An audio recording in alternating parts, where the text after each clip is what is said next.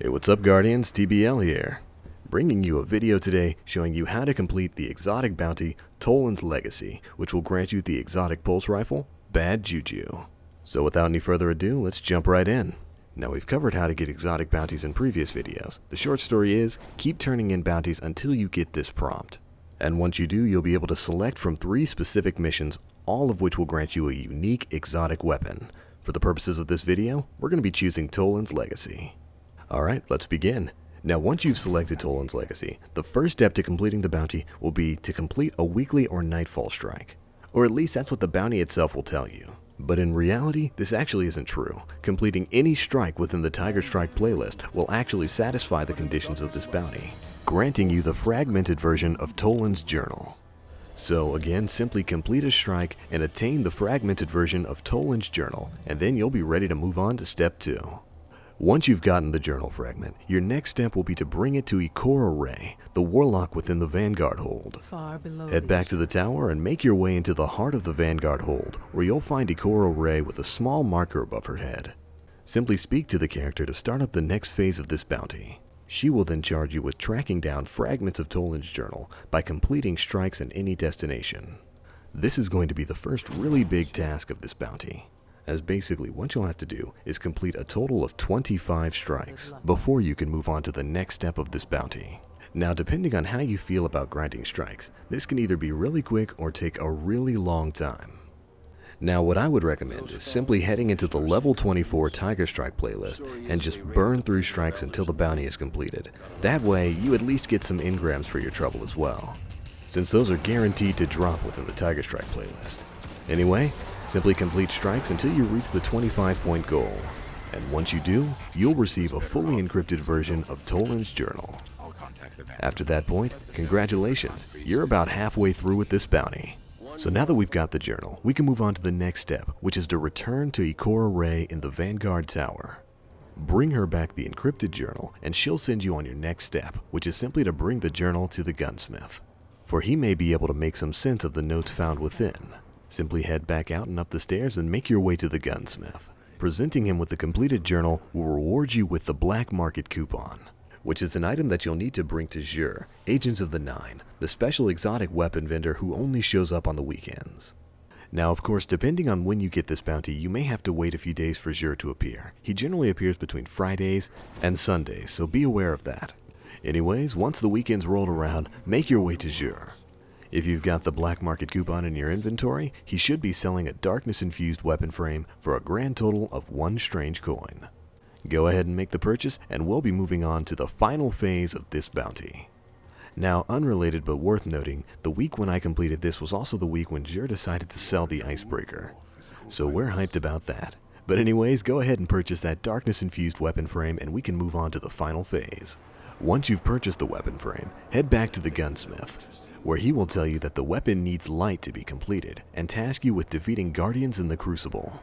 More specifically, you need to garner a total of 10,000 points in the Crucible in order to complete this step of the bounty, and I'm going to tell you exactly how to do that. Now at first glance, this might seem daunting and bring back some horror stories from trying to complete the Thorn bounty. But unlike that particular bounty, for this step, all you need to do is get kills, and don't worry, dying doesn't subtract anything. Now, there has been some confusion on exactly who you need to kill in order to build up points. A lot of people thought that you could only kill Warlocks, and that's not exactly true. To complete this step, you simply need to obtain 10,000 points in the Crucible. Titan and Hunter kills and assists are going to be worth about 25 points, while a Warlock killer assist is going to be worth 75.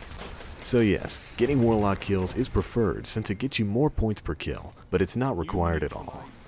Now personally, this took me about 8 or 9 matches to complete, and I just mostly played Control.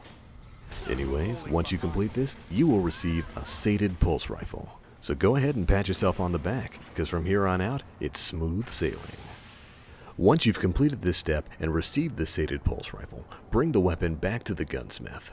Once you're there, simply hand in the weapon, and he will reward you with the Exotic Pulse Rifle, Bad JuJu. Congratulations, Guardian, this one took quite a bit of work to get. Now let's go ahead and take a quick look at its stats and abilities. Now, just like its fellow exotic weapons, Bad JuJu comes with a base of 260 attack and has a total of 5 weapon damage upgrades. The weapon deals kinetic damage and comes pre-equipped with the full auto mode, which is great because this weapon has a crazy fire rate.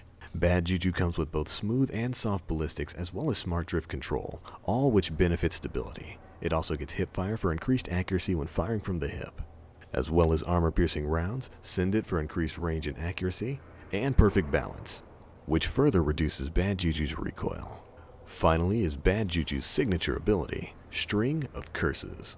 Upon earning this ability, this weapon reloads instantly and increases damage for a short time after each and every kill, basically allowing you to fire continuously without having to reload, as well as dealing bonus damage. Not too bad an ability at all.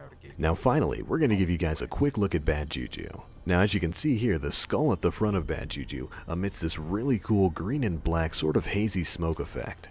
It's just a really nice little aesthetic that really makes this weapon feel unique. Now personally, I think Bad JuJu handles fine. Its impact is really low, which I guess is to match its fire rate, but my only real problem with it is the mag size is way too low. As you can see here, you empty your clip almost immediately, which can be a real problem in hectic gunfights. I suppose this is kind of alleviated by the String of Curses ability for Bad JuJu, which eliminates reloading, but it's kind of a hassle to get to that point.